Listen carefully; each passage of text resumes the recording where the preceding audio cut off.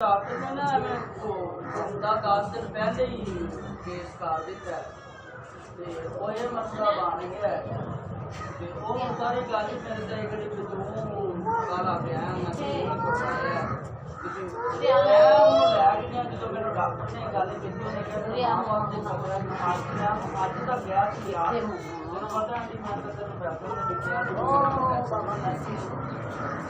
उन्हें डॉक्टर ने कहा कोई गल नहीं कि जेब चेक जमा करा दो बकाया दिन करना बाद जेब चले जाए तो उन्हें मैंने कहा भी खतरा है क्योंकि मां की दर्द हैगी कुछ 9 महीने के हजे आंटी 2-3 दिन वो मैं तो गया चेक कराने भी चलो मैं टाइम मिल जाएगा नाले तो मैं घरों कपड़े जेडे चक्की लियावगा हाँ बहुत सारे चक्की लियावगा वो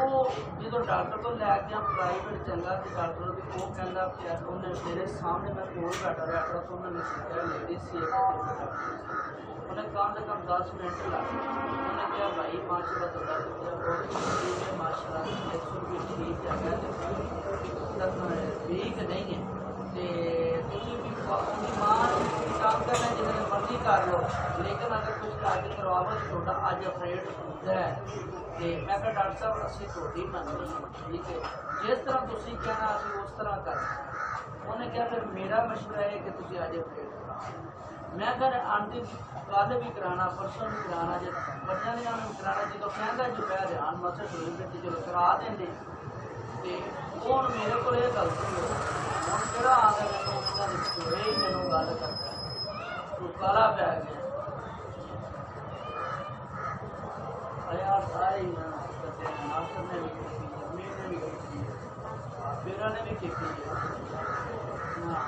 हाँ जो एडा सोना माशाल्लाह ही मार रहा है एडा सोना यकीन कर तो मैंने इन्ना दुख हो जाता कि मैंने अल्लाह सोने ने हर बारी हस्पताल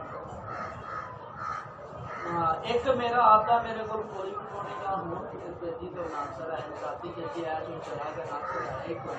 अम्मी सी हो रहना तो फिर उधर मैंने साहिल से रहना की परेशानी भी साहिल उठ बैठी करेगा उधरों मैंने इधर जब मैं उधर गया तो मैं